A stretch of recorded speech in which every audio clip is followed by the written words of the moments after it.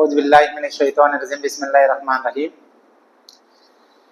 अल्हम्दुलिल्लाहि रब्बिल आलमीन वस्सलातु वस्सलामु अला रसूलिल करीम व अला आलिहि व अस्हाबिहि अजमईन बिरहमतिका या रहमान रहीम अम्मा बाद औज़ु बिल्लाहि मिनश शैतानिर रजीम बिस्मिल्लाहिर रहमानिर रहीम इन्ना अक्रमकुम इंदल्लाहि अतकाकुम सदक़ल्लाहुल अज़ीम व सदक़ रसूलुन नबियुन करीम। అనంత కరుణామయుడు అపార కృపాశీలుడు అయిన అల్లా పేరుతో ప్రారంభిస్తున్నాను. ప్రియ ధార్మిక పెద్దలకు, నా తోటి సోదరులకు అందరికీ అస్సలాము అలైకుం రహ్మతుల్లాహి వబరకాతు. అల్హమ్దులిల్లా, అల్లా తబారకు తఆలా అపారమైనటువంటి కృపా కటాక్షాల వల్ల ఈరోజు మనమందరం ఈ ఖురాన్ శిక్షణా సమావేశంలో హాజరయ్యేటువంటి అవకాశాన్ని, సమయాన్ని, ఆరోగ్యాన్ని అల్లా మనందరికీ ప్రసాదించినందుకు అల్లాహకు నేను మీ తరపున, నా తరపున అనేక వేల కోట్ల కృతజ్ఞతలు, శుద్ధులు సమర్పించుకుంటున్నాను మిత్రులారా. అల్హమ్దులిల్లా, అల్లా దయ వల్ల ఖురాన్ గ్రంథంలో 50వ సూరా నుండి 16వ ఆయత ఏదైతే ఉందో అది అల్లా దయ వల్ల చాలా మంది పెద్దలు ఆ విషయం గురించి వివరించారు. అల్హమ్దులిల్లా, అల్లాహకు కోట్లాది కోట్ల కృతజ్ఞతలు. ఒకసారి ఈ ఆయతలను మనం పరిశీలించేటువంటి ప్రయత్నం ఒకసారి చేస్తే అల్హమ్దులిల్లా, అందరూ ఎవరైతే ఉన్నారో పాల్గొన్నటువంటి వాళ్ళు అందరూ కూడా ఆ ఆయతలకు అనుగుణంగా మంచి ముఖ్యమైనటువంటి పాయింట్లు వాళ్ళ సమయానికి అనుగుణంగా, సమయ సందర్భాన్ని బట్టి చాలా మచ్చటగా మన ముందు ఉంచడం జరిగింది. అల్హమ్దులిల్లా, అల్లాహకు చాలా కోట్లాది కోట్ల కృతజ్ఞతలు, శుద్ధులు సమర్పించుకుంటున్నాను. అల్హమ్దులిల్లా, అల్లా దయ వల్ల ఇది ఒకే ఆయతండి. ఇది ఒకే ఆయతలో అల్లాహ్ తబారక తఆలా చాలా చక్కటి విషయాలు ఇందులో ప్రస్తావన చేయడం జరుగుతుంది. అది ఇన్షాల్లా మనం ఒకసారి దాన్ని పరిశీలించి కొనసాగించేటువంటి ప్రయత్నం చేద్దాం. వాస్తవంగా ఈ సూరా మక్కా పట్టణంలో అవతరించింది. ఎందుకంటే ఖురాన్ని మనం పరిశీలిస్తే 2 చోట్లే మనకి ఖురాన్ అవతరణ కనబడుతూ ఉంటుంది. ఏమండి? ఒకటి మక్కా, రెండోది మదీనా. మదీనా వచ్చేటప్పటికి గ్రంథ ప్రజల గురించి చెప్తాడు అల్లాహ్ తఆలా, విశ్వాసుల కోసం చెప్తాడు, మునాఫికుల కోసం చెప్తాడు, కపటుల కోసం చెప్తాడు, ఏమండి విశ్వాసుల కోసం చెప్తాడు. ఈ విషయాలు మనకి మదీనాలో అవతరించినటువంటి వాక్యాల్లో కనబడుతూ ఉంటాయి. మరి మక్కా వచ్చేటప్పటికి దేవుని ఏకత్వానికి, అల్లాహ్ యొక్క గుణగణాలు, ఆయన శక్తి సామర్థ్యాలు, ప్రళయానికి సంబంధించిన విషయాలు, మరణాంతర జీవిత విషయాలు, ఈ విధంగా మక్కాకు వచ్చేటప్పుడు మనకు కనబడుతూ ఉంటాయి. అయితే ఎప్పుడూ కూడా ఏ ఆయతలు ఎక్కడ అవతరించాయి అన్నప్పుడు మనకు అందులో ఆటోమేటిక్గా సెంట్రల్ ఐడియా మనకే వస్తుంది. ఇది మక్కా వాక్యాలు. మక్కా వాక్యాలు అంటే సమస్త మానవాళ్ళకు అల్లాహ్ తఆలా చెప్తున్నటువంటి మాటలు తప్ప ప్రత్యేకించి విశ్వాసాలు చెప్తున్నటువంటి విషయాలు కాదు. ఇది మనం దృష్టిలో పెట్టుకునేటువంటి ప్రయత్నం ఒకటి తప్పనిసరిగా మనం చేయాలి. అయితే ఈ సందర్భం ఏంటి అనేటువంటి విషయాలు ఒకసారి ఆలోచించే ప్రయత్నం చేస్తే, ఈ సందర్భంలో ఎవరైతే మరణాంతర జీవితం పట్ల విశ్వాసం లేదు, అల్లాహ్ పట్ల విశ్వాసం లేదు, ఇలాంటి వాళ్ళు వాళ్ళ ఊహలలో మరియు వాళ్ళ మైండ్లో తర్వాత బయట కూడా కొన్ని ప్రశ్నలు తలెత్తాయి. ఇలా అల్లాహ్ అంటున్నారు, దేవుడు అంటున్నారు, అసలు ఆయన ఎక్కడున్నాడు ఏంటి, లేకపోతే ఆయన మనం చేసే పనులన్నీ ఆయనకి తెలుసా? ఈ రకరకాల భావాలతో ఉన్నటువంటి సందర్భంలో ఖురాన్ని మనం చాలా చక్కగా పరిశీలిస్తే ఖురాన్ ప్రతి ప్రశ్నకి, ప్రతి ఆలోచనకి ఎవరైతే వాళ్ళ హృదయాల్లో సైతం కూడా ఆలోచిస్తున్నారో ఆలోచించేటువంటి దానికి పరిష్కారాన్ని అల్లాహ్ తబారక తఆలా ప్రవక్త ముహమ్మద్ సల్లల్లాహు అలైహి వసల్లం ద్వారా దాన్ని నివృత్తి చేసినటువంటి విషయం మన ఖురాన్లో కనబడుతూ ఉంటాయి.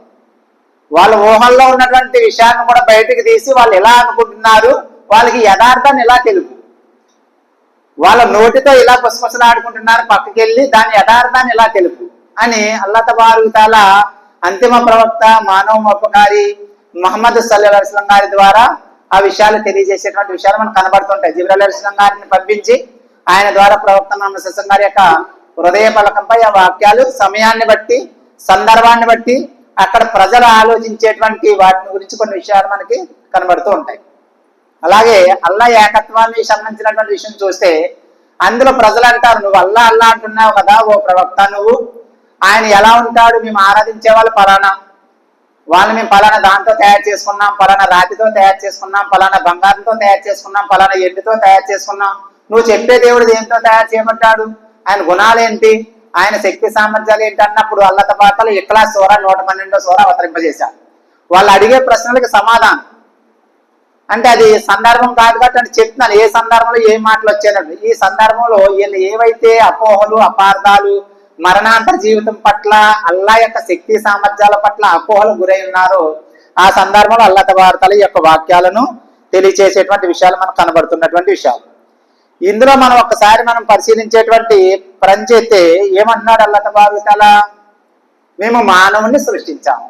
ఏమంటున్నాడండి, మేము మానవుణ్ణి సృష్టించాము, అతను మనసులో మెదిలే ఊహన్న సైతము మేము ఎరుగుదాం. అంతేకాదు అతని కంఠ రక్తనాళం కంటే కూడా మేము చాలా దగ్గరగా ఉన్నాం. చూడండి, ఇందులో 3 విషయాలే మనకు కనబడుతున్నాయి. ఒకటి సృష్టించడము, రెండోది అతని మనసులో మెదిలేటువంటి ఊహన సైతం కూడా తెలిసినవాడు, మూడోది అతని కంఠనాళం కంటే కంఠ రక్తనాళం కంటే కూడా సమీపంగా ఉన్నాడు అనేటువంటి విషయాలు.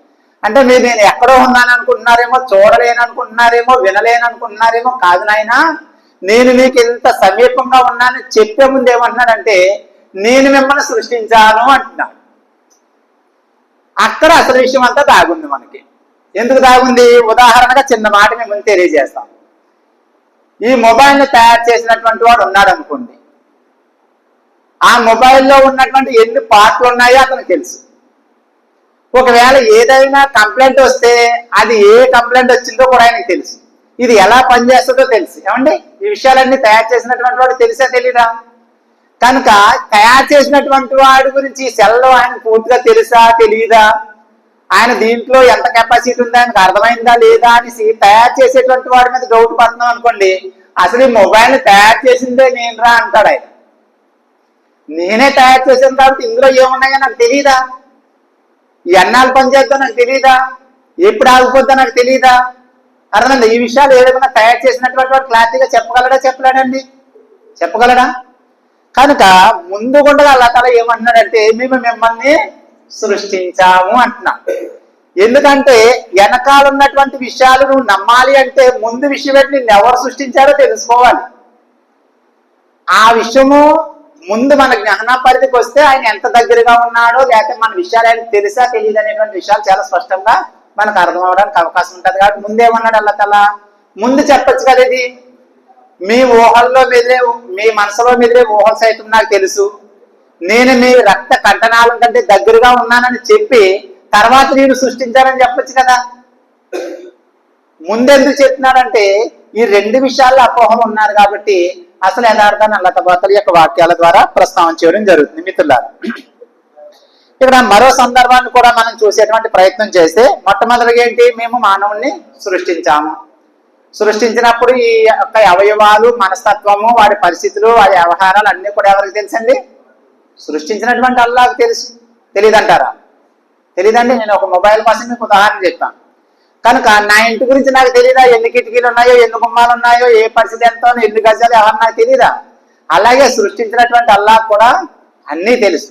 మన ఇంట్లో కిచెన్ ఎక్కడుంది, బెడ్రూమ్ ఎక్కడుంది, వ్యవహారాలు ఎలా ఉన్నాయి మనకి ఎలా తెలుసో, ఏ మనిషిలో ఏ బలహీనత ఉందో వాళ్ళు ఊహించుకునే ఊహలు ఏంటో తెలిసినటువంటి వాడు అల్లాహ్ తబారక. కాబట్టి ఈ విషయాన్ని ముందు తెలియచేయడం జరుగుతుంది. ఎలా సృష్టించాడనే విషయం వివరించుకోగల చాలా విషయాలు మనకు తెలుసు. ఒక పలసటి ఒక పదార్థం ద్వారా ఏమండి ఒంటి మీద పడితే సిరాకు పడే విధంగా స్నానం చేసే వరకు కుదురుగా మన మనసు ఉండనటువంటి ఒక బిందువుతో అల్లాహ్ తబారక తఆలా ఈ అందమైనటువంటి రూపాన్ని తీర్చిదిద్దాడు. మనకు తెలుసు, ఎందుకంటే దీని గురించి ఎక్కువ వివరించుకోవాల్సిన పని లేదు.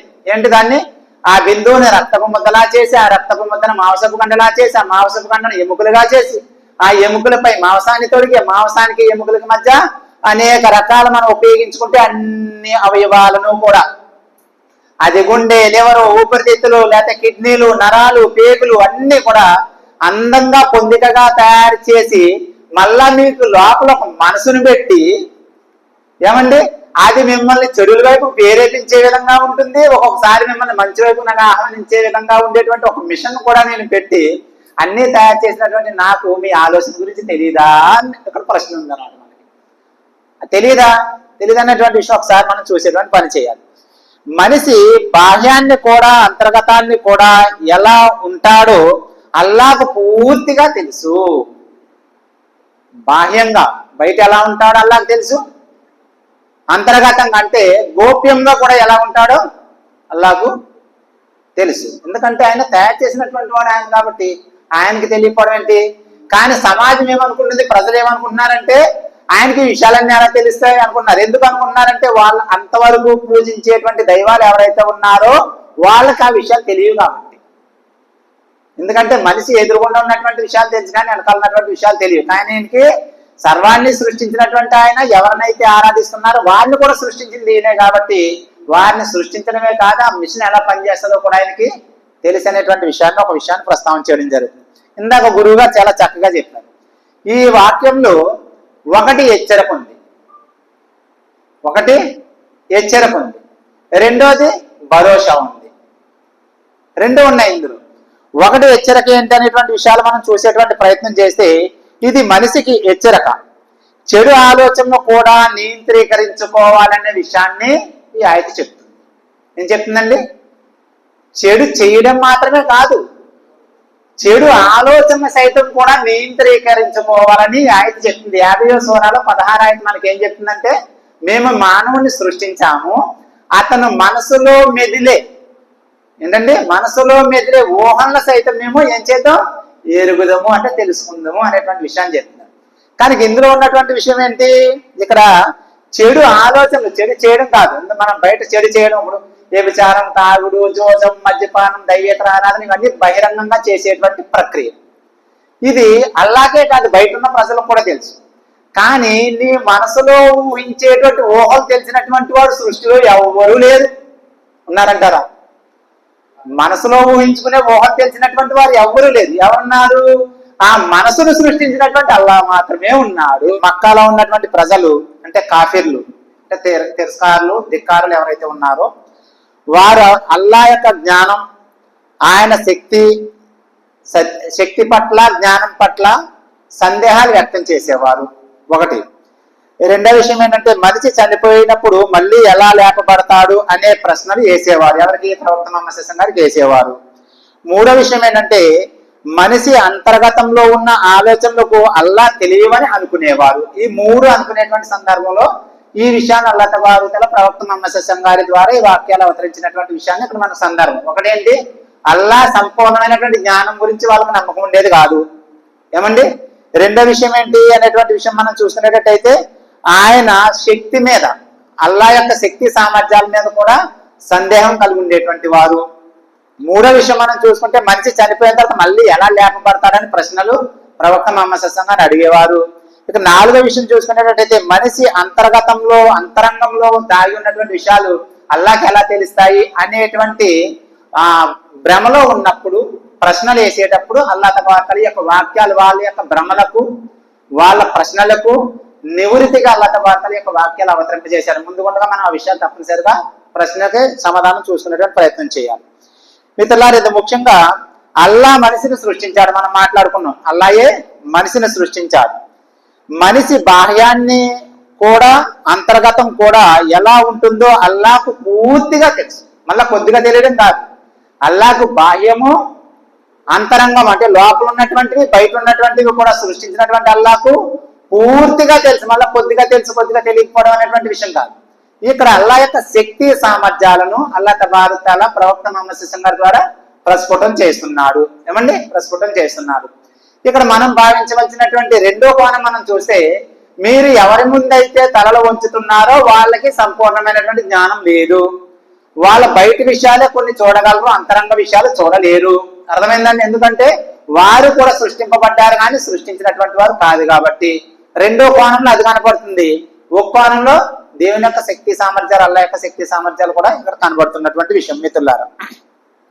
అయితే ఆయన సృష్టికర్త కావడంతో మన స్వభావాలు బలహీనతలు అన్నీ ఆయనకి తెలుసు. మన స్వభావాలు, మన బలహీనతలు కూడా ఎవరికి తెలుసు? ఎవరికి తెలుసండి? అల్లాహ్కి తెలుసు. నేను ఇందాక ముందు చెప్పాను కదా, ఇప్పుడు ఉదాహరణగా ఈ మొబైల్ తయారు చేసినటువంటి వాడికి దీని బలహీనత తెలుసు, దీని కెపాసిటీ కూడా తెలుసు. ఏమండి, దీని బలహీనత తెలుసు అతనికి, మరి దీని యొక్క కెపాసిటీ కూడా ఎలా పనిచేస్తుందో కూడా ఆయనకి తెలుసు. ఎవరికి తెలుసు? తయారు చేసినటువంటి వాడు. అదే విధంగా మనల్ని సృష్టించినటువంటి అల్లాహకు మన బాహ్యము, మన అంతరంగము, దాంతోపాటు మన బలహీనతలు కూడా ఎవరికి తెలిసింది? అల్లాహకు తెలుసు. వాస్తవంగా ఒకసారి చూడండి. అంటే ఇక్కడది అల్లాహ్ యొక్క శక్తి సామర్థ్యాల గురించి యొక్క ఆయత చాలా స్పష్టంగా చెప్తున్నటువంటి మాట అన్నమాట. ఇక రెండో విషయం ఏంటంటే, మనసులో ఆలోచనలు కూడా అల్లాహకు తెలుసు. ఏంటంటే మనసులో ఆలోచనలు కూడా, మనం మాట్లాడుకున్నాం కదా, ఖురాన్ అల్లాహ్ చెప్తున్నటువంటి మాట ఏంటి? మేము అతని మనసులో మెదిలే ఊహలను సైతం కూడా మేము ఎరుగుదాము. అంటే ఎవరికి తెలిసింది? అల్లాహకు తెలుసు. ఒకవేళ ఇది తెలుసుకునే కెపాసిటీ ఎవరికైనా ఉందంటారా? ఇప్పుడు ఎన్నో పరికరాలు వచ్చాయి, ఎన్నో పరికరాలు వచ్చినా దాన్ని కనుగొనేటువంటి అవకాశాలు ఉన్నాయంటారా? ఏమండి,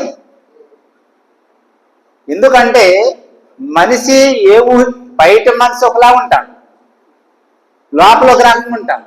మనతో మాట్లాడే తీరు వేరుగా ఉంటుంది, కానీ మన గురించి ఆలోచించే విధానం వేరుగా ఉంటుంది. అది ఎవరికి తెలుసు? నాకు మాత్రమే తెలుసు, ఇంకెవరికి కూడా తెలియదు.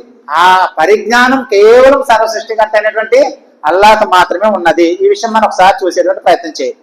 మనం చెప్పిన మాటలు, మనసులో వచ్చిన సందేహాలను కూడా అల్లాహ్ తెలుసుకుంటాడు. ఏంటండి, మనకు వచ్చిన సందేహాలు ఏంటో ఆయనకు తెలుసు, మన మనసులో వచ్చినటువంటి ఊహలేంటో కూడా ఆయనకి తెలుసు. అంటే ఇక్కడ మక్కావాసులకు ఏం చెప్తున్నారంటే, ఇక్కడ అల్లాహ్ తబారక తఆలా ప్రవక్త ముహమ్మద్ సల్లల్లాహు అలైహి వసల్లం, నాయనా మీ మదిలో మెదిలేటువంటి సందేహాల గురించి కూడా నాకు తెలుసు, మీ మనసులో మెదిలేటువంటి ఊహలు కూడా నాకు తెలుసు అనేటువంటి విషయాన్ని వాళ్ళకి ఇక్కడ సమాధానంగా ఈ విషయాలు చెప్తున్నటువంటి విషయాలు అనమాట. మనం కూడా అనుకుంటుంటాం, ఏమనుకుంటాం అంటే, మన మనసులో ఉన్నటువంటి విషయాలు ఎవరు చూస్తారండి? హెచ్చరిక అదే, మన మనసులో ఉన్న విషయాలు ఎవరు చూస్తారు? ఎవరు చూస్తారని చెప్తున్నారు అల్లాహ్ తఆలా ఇక్కడ? ఏమండి, చూస్తాడు, ఆయన చూస్తాడు కదా. ఆయన మా మనసులో ఊహలే ఆయన చూస్తాడన్నప్పుడు ఒక మనిషి చెడు వైపుకి వెళ్ళడానికి ఎక్కడైనా సాహసిస్తాడా? మనం ఇందాక మన సోదరులందరూ చెప్పినట్టుగా చెడు వైపుకి వెళ్ళడానికి ఎవరైనా సాహసిస్తారా? ప్రవక్త ముహమ్మద్ సల్లల్లాహు అలైహి వసల్లం దీనికి సంబంధించినటువంటి ఒక మాట చెప్తారు. ఏమంటారంటే, మక్కాలో ఉన్నటువంటి ఆ యొక్క ప్రతిమలు ఏవైతే ఉన్నాయో ఆ ప్రతిమలన్నీ తీసేసిన తర్వాత, సహబాలందరూ దీన్ని శుభ్రపరిచేశామని చెప్పిన తర్వాత, అప్పుడు ప్రవక్త ముహమ్మద్ సల్లల్లాహు అలైహి వసల్లం ఒక మాట అంటారు. ఏమంటారంటే, లోపల ఉన్నటువంటివన్నిటినీ మీరు తీసేశారు, బయట కనబడేటువంటివన్నీ కూడా ఏవైతే ఉన్నాయో అన్ని తీసి మీరు శుభ్రం చేసేశారు, కానీ మీ మనసులో కూడా కొన్ని ప్రతిమలు ఉన్నాయి, వాటిని తీయనంత వరకు మీరు విశ్వాసులు కాదు అంటారు. ఇవి బయట కనబడవండి, ఇవి బయట కనబడవు, కానీ మనల్ని ఆటోమేటిక్ గా బయట కనబడవు, కానీ మనల్ని మాత్రం నడిపించేది అదే. ఈ మనసులో ఏ విశ్వాసం అయితే ఉందో, ఏ నమ్మకం అయితే ఉందో, ఏ అనుమానం అయితే ఉందో, అదే మనల్ని నడిపించుకుంటూ తీసుకెళ్తుంటారు. ఇది ఎవరికి తెలుసు? ఆయనకే తెలుసు. ఇవి మాత్రం ఎవరికి తెలుసు? మన అందరికీ తెలుసు. ఇవి మన అందరికీ తెలుసు. కానీ ఇక్కడ చెప్పేటువంటి ఎంత మంచి మాట చెప్తున్నారు చూడండి. అల్లాహ్ తబారక తఆలా చెప్పేటువంటి మాట ఏంటంటే, మనం చెప్పిన మాటని, మనసులో వచ్చిన సందేహాలను కూడా అల్లాహకు తెలియకుండా ఉండవు. ఇది మనిషికి హెచ్చరిక, చెడు ఆలోచనలు కూడా నియంత్రీకరించుకోవాలని మొట్టమొదటిగా చెప్తున్నటువంటి అతి ముఖ్యమైనటువంటి మాట ఏంటంటే, నాయన చెడు పనులు చేయడమే కాదు, చెడు గురించి ఆలోచించడం కూడా మీరు వదులుకోండి, ఎందుకంటే చెడు ఆలోచన సైతం కూడా ఆయనకు తెలుసు అనేటువంటి విషయాన్ని ఇక్కడ చెప్పడం జరిగింది. ఇందాక మన సోదరులు అన్నారు ఏంటండి, మనిషి మాత్రమే శుభ్రంగా ఉంటే సరిపోదు, తన ఆలోచన కూడా శుభ్రంగా ఉండాలి, మనసు కూడా శుభ్రంగా ఉండాలి. అందుకని అంటారు, మనస వాచ కర్మేన త్రికర్ణ శుద్ధిగా విశ్వాసం ఉండనంత వరకు అనే మాట ఎందుకంటారు? మనస వాచ కర్మేన. కర్మేన అంటే కర్మలు కూడా శుభ్రంగా ఉండాలి, మాట కూడా శుభ్రంగా ఉండాలి, మనసు కూడా శుభ్రంగా ఉండాలి. మాటలు శుభ్రంగా ఉన్నాయి, మనసు శుభ్రంగా లేదు. మాటలు మరియు పనులు కూడా శుభ్రంగా ఉన్నాయి, మనసు శుభ్రంగా లేదు అంటే అది చెల్లుబాటు కానటువంటి విషయం. అంటే ఇక్కడ చెప్పి మీ మనసులో ఏమున్నాయో బయట చేసేది ఏంటో అంతా నాకు తెలిసిన ఆయన అనేటువంటి శక్తి సామర్థ్యాలకు సంబంధించినటువంటి విషయాలు ఇక్కడ అల్లాహ్ తబారక తఆలా తెలియజేస్తున్నారు. అది మొట్టమొదటిగా ఏంటి? నీ మనసులో ఊహించే ఊహన సైతం కూడా నేను ఎరుగుదను అనేటువంటి మాటకు అల్లాహ్ తబారక తఆలా చెప్తున్నటువంటి ముఖ్యమైనటువంటి విషయాలు. దీని ద్వారా మనం ఏమి నేర్చుకోవాలి అంటే, అల్లా తబారక్ తాలాకు మనల్ని అందరినీ సృష్టించినటువంటి అల్లాకు తెలియనటువంటి విషయం అంటే ఏది లేదు. ఆయనకి రహస్యమైన విషయం అంటూ ఏదీ లేదు. ఆయన నుంచి బయట దాయలేం, లోపల కూడా దాయలేం. కనుక దాచేటువంటి చోటు లేదు, దాయగలిగేటువంటి అవకాశం లేదు. కాబట్టి అన్నింటా కూడా ఇంట బయట మనస అన్ని కూడా మనం చాలా జాగ్రత్తలు వహించండి. ఎక్కడా కూడా తప్పుడు వైపుకు అడుగులేసే ప్రయత్నాలు చెయ్యకండి అనేటువంటి హెచ్చరిక ఇక్కడ మొత్తం మానవ సమాజానికి ఉంది. ముస్లింలకు కాదండి, మొత్తం మానవ సమాజానికి హెచ్చరిక. ఓ మానవుడా, నీ మనసులో ఊహించేటువంటి ఊహల సైతం కూడా నేను ఎరుగుతున్నా కాబట్టి నువ్వు జాగ్రత్తగా ఆలోచించు, జాగ్రత్తగా మాట్లాడు, జాగ్రత్తగా ఊహించుకో, జాగ్రత్తగా నడుచుకో. ఎందుకంటే నీ చర్యల గురించే ప్రశ్నించడం జరగదు, నీ మనసులో ఊహలు సైతం కూడా ప్రశ్నించడం జరుగుతుంది సుమా అనేటువంటి ఒక మంచి సందేశాన్ని హెచ్చరికను అల్లాహ్ తబారక్ తఆలా ఈ ఒక్క వాక్యం ఆయతలో మొట్టమొదటి పాయింట్లో ఇచ్చేటువంటి విషయం అన్నమాట. రెండో విషయం ఏంటంటే, గొంతు నాడి కంటే కంఠ రక్తనాళం కంటే కూడా అల్లా ఎక్కడున్నాడు? దగ్గరగా ఉన్నాడు. అంటే ఎవరున్నారండి ఇక్కడ? మరి మనకో సందేహం వస్తుంది కదా, ఎవరున్నారు? అల్లా ఉన్నారు. ఎవరున్నారు అంటే అల్లా మరి కంఠ రక్తనాళం కంటే అంటే ఇక్కడ అల్లా తబారక్ తఆలా ఉన్నాడా ఇక్కడ? చెప్పాలి మరి. కాదు, ఆయన శక్తి సామర్థ్యాలు ఉన్నాయి, ఆయన కెపాసిటీ ఉంది, ఆయన యొక్క దృష్టి ఉంది. అర్థమైందా? అల్లా తబారక్ తఆలా దేవుడు ఇక్కడ ఉంది, ఇక్కడ లేడండి. ఆయన శక్తి ఉంది. దాన్ని కూడా మీకు ఉపమానానికి అర్థం చెప్తాను. ఈ మొబైల్ కంపెనీ వాడు ఉన్నాడు కదా, మొబైల్ తయారు చేసినటువంటి మొబైల్ అనేది అది ఏ వస్తువైనా సరే తయారు చేసినటువంటి వాడు ఈ మొబైల్లో ఉన్నాడా? ఉన్నాడండి. ఎక్కడున్నాడు? అతను ఎక్కడో ఉన్నాడు. అది ఢిల్లీలో ఉన్నాడు, అమెరికాలో ఉన్నాడు, ఆఫ్ఘనిస్తాన్లో ఉన్నాడు, ఎక్కడో మొత్తం మీద అయినా ఈ కంపెనీ ఏంటంటే తయారు చేసినటువంటి మొబైల్ తయారు చేసినటువంటి కంపెనీ ఆయన ఎక్కడున్నాడు? ఎక్కడో ఉన్నాడు, ఏసీ రూమ్ లో. కానీ ఈ మొబైల్లో ఏముంది? ఆయన ఆలోచన ఉంది, ఆయన మెమరీ ఉంది, ఆయన శక్తి ఉంది. ఏమండి? ఆయన చేయగలిగే దీన్ని తయారు చేయగలిగేటువంటి ఆలోచన ఉంది. అన్ని ఇందులో ఉన్నాయి, కానీ ఆయన ఇందులో ఉన్నాడా? అర్థం అవడం చెప్తున్నాను. ఇక్కడ ఒకవేళ మనం ఎవరిమైనా రాంగ్ స్టెప్ వేస్తే అంటే దేవుడు ఎక్కడో కాదండి, ఆల్రెడీ ఇక్కడే ఉన్నాడు అనేటువంటి అందుగలడని ఇందు లేడని సందేహం ఏందయ్యా, ఎందెందు ఎతికినా అందేగలడయ్యా అంటే ఇందులో ఉన్నాడు, అందులో ఉన్నాడు, ఇందులో ఉన్నాడు అనేటువంటి భావనే తీసుకొచ్చారు. కానీ దేవుడు ఎక్కడ లేడు. దేవుని యొక్క శక్తి ఇక్కడ దాకా ఉంది. దేవుని యొక్క కెపాసిటీ నీ నాలుక దాకా ఉంది.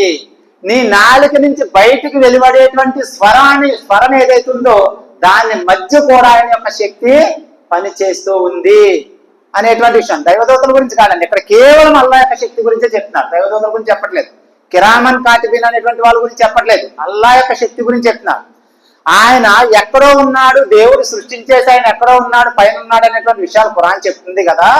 మరి దేవుడు మన ఊహలు ఎలా వింటున్నాడు, మన మాటలు ఎలా ఉంటున్నాడు, మన మనసులో ఉన్నటువంటి విషయాలు ఎలా తెలుసు అనేటువంటి ఈ అపోహను దూరం చేయడానికి అల్లాహ్ తఆలా ఏమంటున్నాడంటే, నేను మీ కంఠ రక్తనాళం కంటే కూడా నేను చాలా సమీపంగా ఉన్నాను అనేటువంటి మాట చెప్తున్నాడు. అనగానే అంటే అల్లాహ్ తబారక్ తఆలా ఇక్కడికి వచ్చేసాడు, ఇక్కడ ఉన్నాడు అనేటువంటి భావ కాదండి. అందుకని వివరణ చెప్పాను. ఏం చెప్పాను? ఒక వస్తువు తయారయ్యిందంటే ఆ తయారు చేసినటువంటి వస్తువులు ఆయన యొక్క శక్తి సామర్థ్యాలు ఉన్నాయి, కానీ ఆ వస్తువులు ఆయన లేడండి. సూప్ లైట్ వెలిగింది సార్, సూప్ లైట్ ని తయారు చేసినటువంటి ఆయన సూప్ లైట్ లో ఉన్నాడు అంటే ఉన్నాడు. ఎలా ఉన్నాడు? ఆలోచన పరంగా ఉన్నాడు, శక్తి పరంగా ఉన్నాడు, ఆయన కెపాసిటీ పరంగా ఉన్నాడు. కానీ ఆయన వచ్చే సూప్ లైట్ లో కూర్చున్నాడా? ఇక్కడ ఈ వాక్యాన్ని మనం అర్థం చేసుకోవడం అనేటువంటిది ఈ విధంగా దేవుని యొక్క శక్తి ఎంత దగ్గరగా ఉందంటే నీకు ఇంత దగ్గరగా ఉంది. అంటే అల్లా ఎక్కడున్నాడు? నీకు ఇంత దగ్గరగా ఉన్నాడు. నువ్వు అనుకుంటున్నావేమో ఆయన ఎక్కడో ఉన్నాడు అనేటువంటి కాదు, ఆయన శక్తి మాత్రం ఇక్కడ దాకా పనిచేస్తుంది నాయన, జాగ్రత్త అనేటువంటి విషయాన్ని ఇక్కడ ప్రస్తావన చేసేటువంటి విషయం మనకు కనబడుతుందంట. ఇక్కడ ఏంటంటే కంఠ రక్తనాళం కంటే కూడా ఆయన చాలా దగ్గరగా ఉన్నాడు. ఇది అల్లా యొక్క జ్ఞానము పర్యవేక్షణ చాలా దగ్గరగా ఉందని సూచిస్తుంది. ఏం సూచిస్తుందండి? అల్లా యొక్క జ్ఞానం అన్నాం కదా, దీన్ని తయారు చేయడానికి ఆయన యొక్క జ్ఞానం, ఆయన యొక్క శక్తి ఎక్కడుంది? మనకు అతి దగ్గరగా సమీపంగా ఉందనేటువంటి విషయాన్ని ఈ ఆయత ద్వారా మనకు అర్థం అవుతున్నటువంటి విషయం. క్లారిటీ అర్థమైందండి? అర్థం కాలేదా? మీరు కూర్చున్న కుర్చీలో ఆ కుర్చీని తయారు చేసినటువంటి యజమాని లేడు. కుర్చీలో ఏముందంటే ఆ యజమాని యొక్క శక్తి ఉంది, ఆయన జ్ఞానం ఉంది తప్ప కుర్చీలో ఆయన లేడు. కానీ మరి ఆ కుర్చీలో ఎలా ఉన్నాడండి ఆయన అంటే ఆ కుర్చీలో ఆయన శక్తి ఉంది అనేటువంటి విషయం ఎలాగైతే మనం చెప్తామో అదే విధంగా అల్లాహ్ తబారక తఆలా నీ యొక్క కంఠ రక్తనాళం దగ్గరకు వచ్చి కూర్చోలేదు మిత్రమా. ఆయన యొక్క శక్తి అనేటువంటిది పర్యవేక్షించి ఉన్నది అనేటువంటి విషయాన్ని మనం బాగా అర్థం చేసుకునేటువంటి ప్రయత్నము ఇన్షాల్లా మనం చేయాలి. ఎందుకంటే దాంట్లో చాలా ఆంతర్యం ఉంది. ఇక్కడ మనిషి రాంగ్ స్టెప్ వేసే అవకాశం కూడా ఉంది. ఇక్కడ రాంగ్ స్టెప్ వేసేటువంటి అవకాశం ఉంది కాబట్టి దాన్ని మనం అర్థం చేసుకునేటువంటి ప్రయత్నం చేయాలి తప్పనిసరిగా. మరో విషయం ఏమన్నాడంటే ఇది అల్లాహ్ శారీరకంగా దగ్గరగా ఉన్నాడన్న అర్థం కాదు. అల్లాహ్ తబారక తఆలా శారీరకంగా దగ్గరగా ఉన్నాడని కాదు అనేటంటే మనం ఇప్పుడు ముందు మాట్లాడుకున్న విషయం అదే. ఏంటి శారీరకంగా ఆయన అల్లాహ్ తఆలా ఇక్కడికి వచ్చేసాడు అనేటువంటి విషయం కాదు. రూపం పరంగా చెప్పేటువంటి మాట కాదు, ఆయన శక్తి పరంగా చెప్పేటువంటి మాటలు ఇక్కడ ప్రస్తావన చేయడం జరుగుతుంది. మరి ఎలా ఉన్నారంటే ఆయన జ్ఞానము శక్తి పరంగా మనపై ఎప్పుడు ఆయన యొక్క శక్తి ఆయన యొక్క జ్ఞానము మనపై ఎప్పుడు కూడా పర్యవేక్షించు ఉన్నది ఆయన అనేటువంటి విషయాన్ని ఇక్కడ చాలా స్పష్టంగా మనకు చెప్తున్నటువంటి విషయం. అయితే మిత్రులారా దీంట్లో 4వ విషయాన్ని మనం పరిశీలించే ప్రయత్నం చేస్తే మనిషికి ధైర్యము మరియు హెచ్చరిక రెండు కూడా ఉన్నాయి ఆయనలో. ఏమున్నాయండి? ఒక మనిషికి ధైర్యం చెప్పే మాట ఉంది ఇందులో, రెండోది ఏముంది? హెచ్చరిక కూడా ఉంది. అంటే ఏముంది? ఓ మనిషి నువ్వు భయపడకు,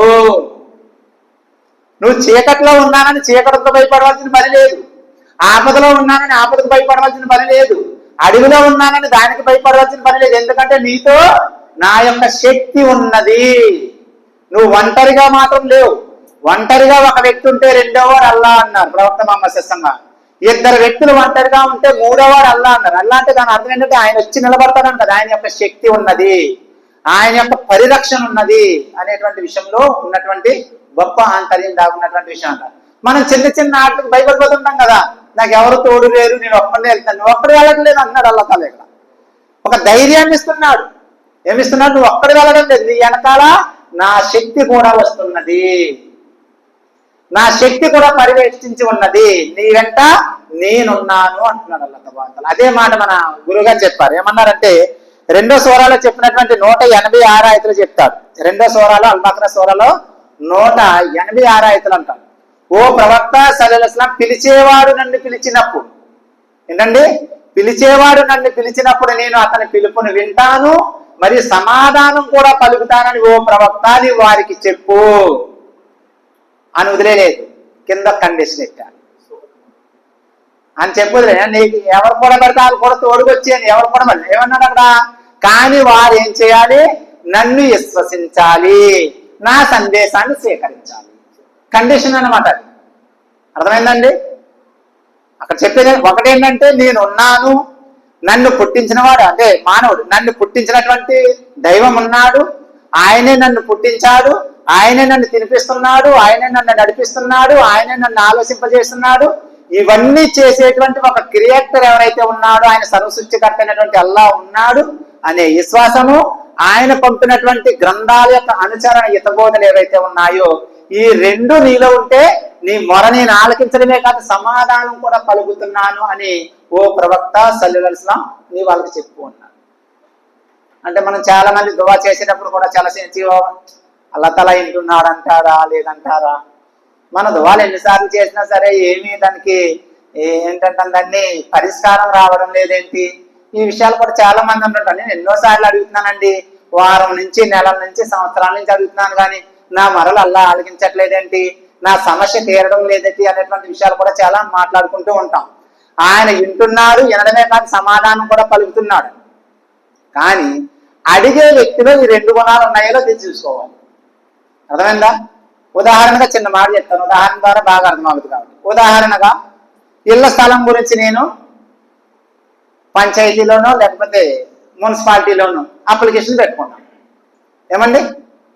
వాళ్ళు ఏం చెప్తారు? ఎవరికైతే ఇళ్ల స్థలం లేదో వాళ్ళందరూ కూడా అప్లికేషన్ పెట్టుకోండి అన్నారు. ఏమండి? నాకు మాత్రం కళ్ళ ముందే 2 లేని బిల్డింగ్ ఉంది. నేనేం చేశాను? అక్కడ అప్లికేషన్ పెట్టాను. ఇచ్చేస్తారా అంటే ఇప్పుడు రాజకీయ పరంగా అయితే ఇచ్చేస్తున్నారు అనుకున్న అది వేరే విషయం. నేను చెప్పేది కరెక్ట్ గా న్యాయం పరంగా మనం చూస్తే ఇస్తారా? గురుగారు ఏంటంటే సార్ మీరు ఇళ్ల స్థానం లేని వాళ్ళు పెట్టుకోమని మేము అన్నాం, కానీ లేదు బిల్డింగ్ ఉన్న వాళ్ళు పెట్టుకోమని లేదండి, కనుక మీ అప్లికేషన్ క్యాన్సిల్ చేయడం జరుగుతుంది అంట. ఇప్పుడు దేవుడు మరి అల్లాహ్ తబారక తఆలా ఎవరు మనల్ని ఆలకిస్తారంటే ఎవరైతే ఆయన మీద నమ్మకం పెట్టుకున్నారో ఆయన మొర ఆలకించడమే కాదు సమాధానం కూడా, అంటే పరిష్కారం కూడా చూపిస్తాడు ఆయన. కానీ ఏముండాలి? ఆయన మీద విశ్వాసం అనేటువంటిది ముఖ్యమైన కండిషన్ చెప్పాడు. ఓకే సార్, ఆయన పట్ల విశ్వాసం కలిగి ఉండాలి, ఆయన యొక్క సందేశాన్ని స్వీకరించాలి. సందేశం అంటే ఏంటి? ఖురాన్, అంతే కదా. ఖురాన్ ఏ విషయాలైతే విశ్వాసం గురించి చెప్పడం జరిగిందో దాన్ని స్వీకరించాలి. మరి ఆ ఖురాన్ పంపించినటువంటి అల్లాహ్ పట్ల అచంచలమైనటువంటి విశ్వాసం కలిగి ఉంటే నీ మాటకు పరిష్కారం దొరుకుతుంది, నీ దువాకు పరిష్కారం దొరుకుతుంది. అది లేకుండా నువ్వు అడగడం ఎలా ఉంటుందంటే, ఏ విధంగానైతే నీరు లేని గుంట దగ్గరికి వెళ్ళి నా దాహం తీర్చని అడగడం ఎలా ఉంటుందో, దేవుడి మీద నమ్మకం లేకుండా నా మరలు ఆలకించనడం కూడా అలాగే ఉంటుంది. కనుక నమ్మకం ఇంపార్టెంట్ అయినటువంటి విషయము, నా సందేశాన్ని స్వీకరించాలనేటువంటి విషయం కూడా ఇందులో ప్రస్తావన చేయడం జరుగుతుంది మిత్రులారా. కనుక ఇందులో ఏంటంటే మనిషికి ధైర్యము చెప్తుంది ఆయతు, రెండోది ఏం చెప్తుంది? హెచ్చరిక కూడా చేస్తుంది. నాయన మీరు ఒంటరి కాదు, నా శక్తి ఉంది, మీరు ఒంటరి కాదు, నా జ్ఞానం ఉంది, ఒంటరి కాదు, నా పర్యవేక్షణలో మీరున్నారు. అర్థమైందా? ప్రతి దాంట్లో కూడా నా యొక్క శక్తి మిమ్మల్ని నడిపిస్తుంది. మీరు నడగలుగుతున్నారంటే నా శక్తి, మీరు తినగలుగుతున్నారంటే నా శక్తి, నా పర్యవేక్షణలో మీరు కొనసాగుతున్నారు. అంతేకాదు ఒకవేళ మీరు ఏదైనా తప్పు చేస్తుంటే కూడా నా నుంచి రక్షించుకున్నారని అనుకుంటున్నారేమో, అది కూడా నా పర్యవేక్షణలోనే ఉన్నది. మీ తప్పులు కూడా నేను చూస్తున్నాను, మీ పాపాలు కూడా నేను చూస్తున్నాను, మీ పొరపాట్లు కూడా నేను చూస్తున్నాను. అంతేకాదు మీ మనసులో ఊహించేటువంటి ఊహన సైతం కూడా నేను వింటున్నాను, చూస్తున్నాను అనేటువంటి విషయం మాత్రం మర్చిపోకండి. అది హెచ్చరిక, ఇది భరోసా. తండ్రి అంటాడు కదా, నీకు ఎందుకు వెళ్ళరా, నేను ఉన్నాను వెనకాలంటాడు. కొడుకు భయపడుతున్నాడు అనుకోండి, నాకు నీకెందుకు, నేను ఉన్నాను కదా వెళ్ళంటాడు. అదేంటి? భరోసా. అదే టీచర్ ఏమంటారంటే హోంవర్క్ చేసి జాగ్రత్తగా రా, లేకపోతే నిన్ను పొద్దున్న నేను, అదేంటి? హెచ్చరిక. ఇదేంటి? భరోసా. నేనున్నాను వెళ్ళంటాడు తండ్రి. అంటే నువ్వు భయపడకు, నేనున్నాను వెనకాల అంటాడు, భరోసా. ఇక్కడేంటి? నువ్వు హోంవర్క్ చేసుకురాకపోతే జాగ్రత్త అంటే హెచ్చరిక. ఈ అయితే చిన్న అయితే కానీ ఒక రకంగా హెచ్చరిక ఉంది, ఒక రకంగా దేవుని యొక్క భరోసా ఉంది. భరోసా ఎవరికి అంటే ఆయన మీద నమ్మకం ఉన్నటువంటి వాళ్ళకి. ఆయన మీద నమ్మకం లేనటువంటి వాళ్ళకి ఏంటి? హెచ్చరిక. అంతే కదండి. పాపాలు చేసే వాళ్ళకి హెచ్చరిక, సత్క్రియలు చేసేటువంటి వాళ్ళకి భరోసా. ఏమీ లేదు, చాలా సింపుల్. అంటే ఏం కాదు, దీని పెద్ద లోతులోకి వెళ్ళవలసినటువంటి అవసరం లేదు, సమయం కూడా లేదు కాబట్టి మిత్రులారా. కనుక విశ్వాసులకు ధైర్యము, స్థైర్యము ఏంటి? విశ్వాసులకు ఎవరైతే సర్వ సృష్టికర్త అయినటువంటి అల్లాహ్ పట్ల విశ్వాసం ఉందో వాళ్ళకేమో స్థైర్యము. రెండో విషయం ఏంటి? అల్లాహ్ మన కష్టాలు, మన బాధలను తెలుసుకుని సహాయం చేస్తాడనే భరోసా విశ్వాసులకు. భరోసా ఈ ఆయతలో ఉంది. రెండో విషయం ఏంటంటే అవిశ్వాసులకు హెచ్చరిక, ఎవరు చూడకపోయినా అల్లాహ్ చూస్తున్నాడనే భయం. వాళ్ళకి ఈ విషయాలు ఉన్నాయనేటువంటి విషయాన్ని ఇందులో చాలా స్పష్టంగా ప్రస్తావన చేయడం జరుగుతుంది మిత్రులారా. కనుక మరో విషయం ఏంటంటే దీనికి సంబంధించినటువంటి ఆయతలు అల్లాహ్ తబారక తఆలా తెలియజేస్తున్నాడు. ఇది ఖురాన్ గ్రంథంలో అల్లాహ్ తబారక తఆలా మనం ముందు మాట్లాడుకున్నాం కదండి. నా యొక్క విశ్వాసి పిలిచినప్పుడు నేను అతను పిలుపుని ఉంటాననేటువంటి మాట అల్లాహ్ తబారక తఆలా చెప్పాడు కదా, ఆ విషయం మనం మాట్లాడుకున్నాం. ఇక్కడ దీని యొక్క సారాంశం ముక్తసరిగా 2 మాటల్లో చెప్పి ముగిస్తాను ఇన్షాల్లా. ఇందులో ఏంటంటే ఒకటి, అల్లాహ్ మానవుని సృష్టించాడు. ఏం చేశాడండి? అల్లాహ్ మానవుని సృష్టించాడు. రెండోది ఏంటి? ఆయన ఆలోచనలు, రహస్యాలు అన్ని కూడా అల్లాహ్కు తెలుసు. మూడో విషయం ఏంటి? ఆయన మనకు చాలా దగ్గరగా ఆయన యొక్క జ్ఞానము ఉన్నది. ఈ ఆయత మనకి భయము, ధైర్యము రెండూ కూడా ఇస్తుంది అనేటువంటి విషయాన్ని చాలా స్పష్టంగా ప్రస్తావన చేయడం జరుగుతుంది. కనుక మిత్రులారా, సమయం కూడా లేదు కాబట్టి చివరిగా చెప్పేటువంటి ఒకే ఒక మాట ఏంటంటే, మనం చేసే పనులన్నీ గుట్టు చప్పుడు లేకుండా చేసి గుట్టు కాకుండా దాయగలమేమో గాని గుట్టు రట్టు చేసేటువంటి అల్లాహ్ యొక్క దృష్టి నుంచి, ఆయన యొక్క జ్ఞానం నుంచి మాత్రం దాయగలిగే శక్తి గాని, కెపాసిటీ గాని, అలాంటి యంత్రాలు గాని ఇప్పటి వరకు రాలేదు, రాబోవు కూడా. కనుక ఓ మనిషి, చాలా జాగ్రత్త, చాలా జాగ్రత్తగా జీవితం గడుపు. బయట ఒకలాగా, ఇంటిలో ఒకలాగా, మజీదులో ఒకలాగా, దైవం దగ్గర ఒకలాగా, బయట ఒకలాగా నువ్వు నటనా జీవితం గడపక సుమా. నీ నటలు, నీ వెనకాల నడిపించే తోలు బొమ్మను తయారు చేసినటువంటి దైవం ఉన్నాడు కదా, ఈ కర్ర మాత్రం ఆయన చేతుల్లోనే ఉంది. నీ నటనంతా, నీ ఆటంతా నాకు తెలిసి అనేటువంటి విషయాన్ని చెప్తున్నాడనే విషయం మాత్రం మర్చిపోకుండా అనేటువంటి చాలా చక్కటి మాటలు ఇందులో అల్లా తఆలా తెలియజేస్తున్నాడు. ఇక్కడ ఇంతమంది కూర్చున్నామండి, ఎవరెవరో ఎవరికి తెలుసు, కానీ అల్లాహకి ఇంతమందే కాదు, యావత్ ప్రపంచంలో ఉన్నటువంటి కోట్లాది కోట్ల జనాభాల్లో వాళ్ళు ఒక్క సెకండ్ లో ఎన్ని జీవరాశులు ఏమో ఆలోచిస్తున్నాయో కూడా తెలుసుకోగల కెపాసిటీ కలిగి ఉన్నటువంటి వాడు అల్లాహ్ తబారక తఆలా. అందుకనే అరబ్బీలో అల్లాహు అక్బర్ అంటాడు. అల్లాహ్ గొప్పవాడు, గొప్పవాడే కాదు, అల్లాహ్ అందరికంటే గొప్పవాడు. అల్లాహ్ గొప్పవాడు మాత్రమే కాదు, అల్లాహ్ అందరికంటే గొప్పవాడు. సైంటిస్టులు ఉన్నారు, శాస్త్రవేత్తలు ఉన్నారు, డాక్టర్లు ఉన్నారు, ఇంజనీర్లు ఉన్నారు, వీళ్ళంతా కొంత మాత్రమే చేయగలరు. కానీ ఆయన అందరికంటే కూడా శక్తివంతుడు, జ్ఞానవంతుడు, అన్ని తెలుసుకోగలిగేటువంటి వాడు అనేటువంటి ఒక చక్కటి మాటలు ఇందులో ప్రస్తావన చేయడం జరుగుతుంది మిత్రులారా. కనుక మనం దీని ద్వారా అర్థం చేసుకోవాల్సినటువంటి విషయం ఏంటంటే, ఇక్కడ అలాగే ఉండాలి, బయట అలాగే ఉండాలి, హృదయంలో కూడా అలాగే ఉండాలి. కనుక ఈ మూడింట్లో ఎక్కడ తేడా ఉన్నా ఆయన దగ్గర మనం పట్టుబడిపోతాము.